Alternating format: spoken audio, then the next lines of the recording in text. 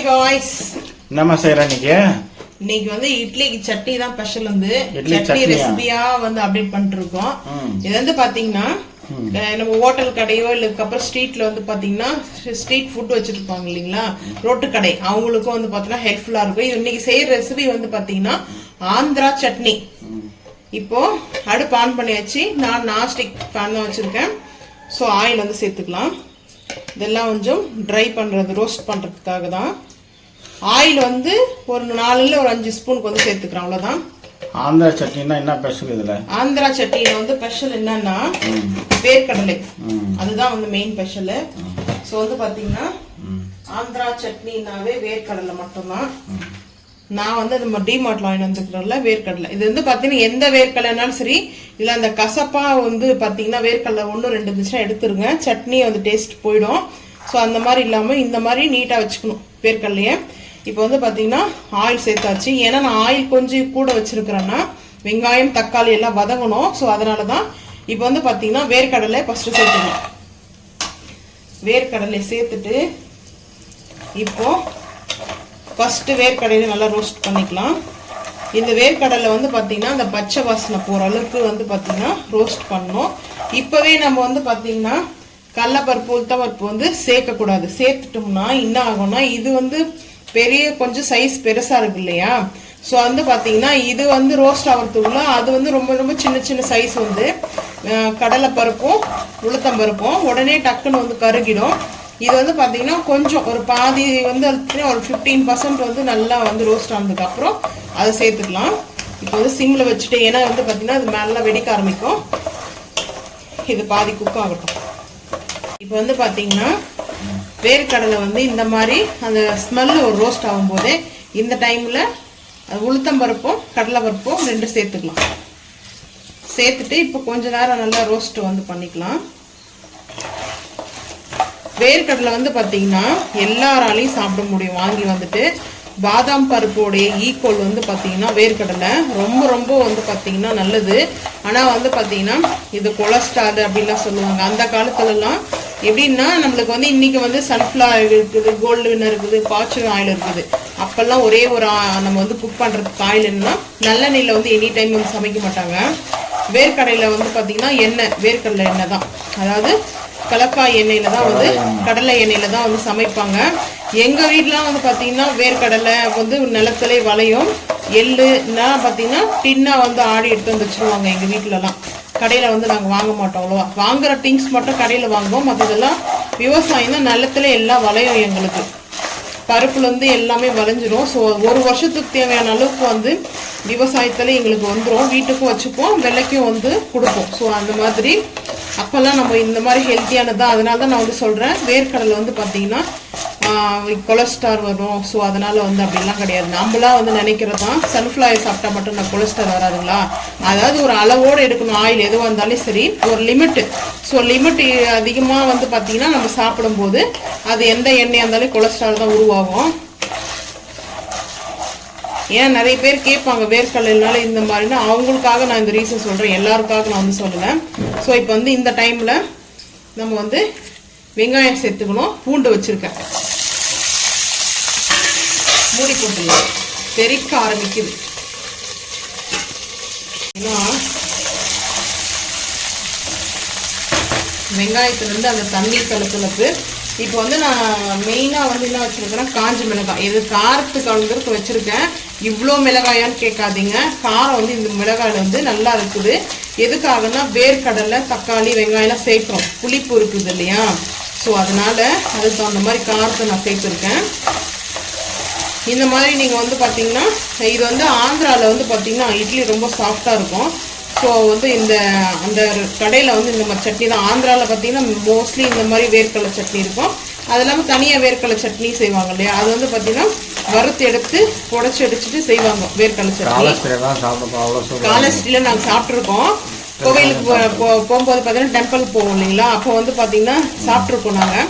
So அவங்கக்கிட்ட கேட்கணுங்கிற recipe கிடையாது, நாங்கள் வந்து செய்யறது இதே டேஸ்ட்டு தான் இருக்கும். அவங்கன்னு பார்த்தீங்கன்னா நீங்கள் வேணால் செஞ்சு கூட பாருங்கள், அங்கே டேஸ்ட்டு அதே மாதிரி தான் இருக்கும். இதில் கூட என்ன சேர்க்கணுன்னா ஒரு 1/2 ஸ்பூனுக்கு வந்து பார்த்தீங்கன்னா சுகர் ஆட் பண்ணணும், சர்க்கரை இல்லை வெல்லம். வெல்லம் ஒரு சின்ன ஒரு இது போடுவோம். ஏன்னா இதுவும் இப்போ வந்து பார்த்தீங்கன்னா இதுக்கு நாட்டு சக்கரை சேர்த்துக்கலாம், இல்லை ஒரு கட்டி. இதுக்கு மெயின் வந்து சக்கரை கிடையாது, ஒரு கட்டி வெல்லம் சேர்ப்பாங்க, சின்னதாக ஒரு கட்டி வெல்லம் சேர்ப்பாங்க. அவ்வளோ அதாவது டேஸ்ட் வந்து பார்த்தீங்கன்னா டேஸ்ட். இப்போ இது கூட வந்து பார்த்தீங்கன்னா தக்காளி நான் வந்து ஒரு 3 தக்காளி கட் பண்ணி வச்சுருக்கேன். ஸோ இதையும் வந்து போட்டாச்சு. இப்போ மூடி போட்டு போட்டுக்கலாம், சில வெடிக்காது. இப்போ வந்து பார்த்தீங்கன்னா இது எல்லாமே நல்லா குக் ஆகிடுச்சு. ஸோ இப்போ இது வந்து பார்த்தீங்கன்னா பிளேட்டுக்கு மாற்றி ஆற வச்சுக்கலாம். அடுப்பு ஆஃப் பண்ணிடும் ஃபஸ்ட்டு. இது வந்து பார்த்தீங்கன்னா வேர்க்கடலை வந்து மெஷர்மெண்ட் வந்து பார்த்தீங்கன்னா உங்களுக்கு எவ்வளோ தேவையோ சட்னிக்கு அந்த மாதிரி நான் 1 கப்பு எடுத்துருக்கேன். அந்த அளவுக்கு பார்த்தீங்கன்னா வேர்க்கடலைக்கு கூட வந்து 1 கப்பு வேர்க்கடலை, ஒரு 1.5 கப்பு வந்து தக்காளி எடுத்துங்க. அது இன்னும் சூப்பராக இருக்கும். இல்லைன்னா 1க்கு 1 கூட போட்டுக்குங்க, அது உங்களோட இஷ்டம் தான். இந்த ரெசிபி வந்து பார்த்தீங்கன்னா அது உங்களுக்கு எந்த அளவுக்கு சட்னி வேணுமோ அந்த அளவுக்கு எடுத்துக்கோங்க. இப்போ நம்ம வந்து இந்த பிளேட்டுக்கு மாற்றிக்கலாம். ஆறட்டும். இது ஆறினதுக்கப்புறம் மிக்ஸி ஜாரில் போட்டு அரைக்கிறதும் பார்ப்போம்.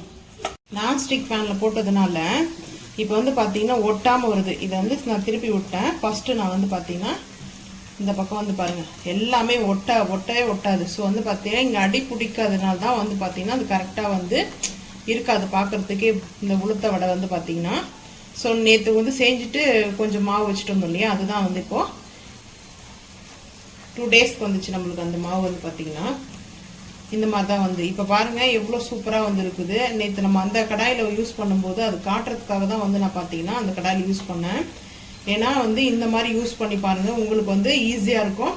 அதே மாதிரி பார்த்தீங்கன்னா கரெக்டாகவும் வரும், எந்த ஒரு இதுவும் கருப்பாக ஆகாது சீக்கிரமாக. இது வந்து பார்த்தீங்கன்னா ஃபுல்லாக வந்து பாருங்கள் மேலெல்லாம் இவ்வளோ அழகாக வந்து இருக்குது. இதெல்லாம் அடி பிடிக்கலை. ஸோ இப்போ வந்து திருப்பி போட்டிருப்போம். இந்த பாருங்கள் எவ்வளோ சூப்பராக இருக்குது, தெரியுதுங்களா? நல்லா அவ்வளோ சூப்பராக வந்துருக்குது. குக் ஆயிடுச்சு. இப்போ நம்ம எடுத்துக்கிறோம்.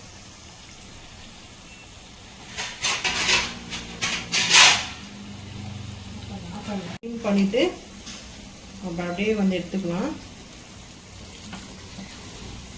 பாருங்க எவ்வளவு சூப்பரா வந்துருக்குது சொல்லிட்டு. இந்த மாதிரி ஆயில் வந்து இதுல இழுத்துரும். இப்போ வந்து இப்படி பிளேட்டுக்கு வந்து வச்சுக்கலாம்.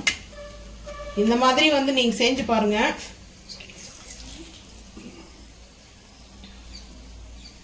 ஆயில் சுத்தமா வந்து இதுல ஒட்டாது.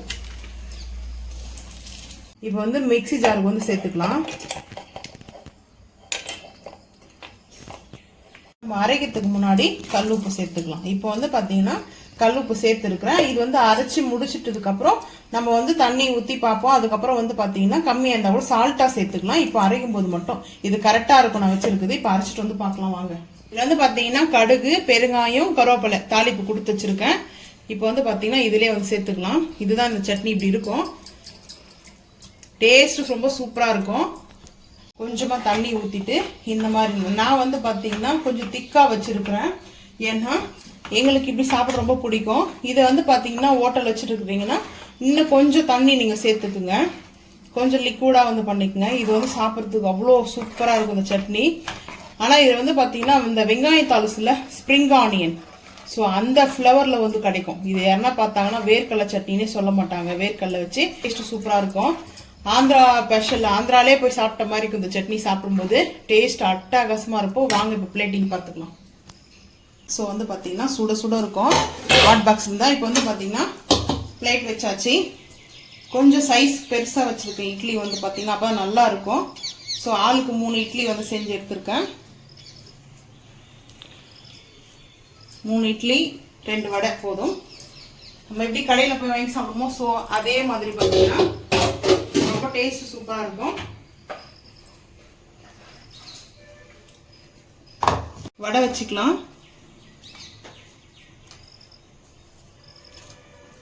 உளுத்த வடை வச்சாச்சு. அந்த பிளேட்லயும் 2 வடை வச்சுக்கலாம். அதுக்கப்புறம் சட்னி வந்து பாத்தீங்கன்னா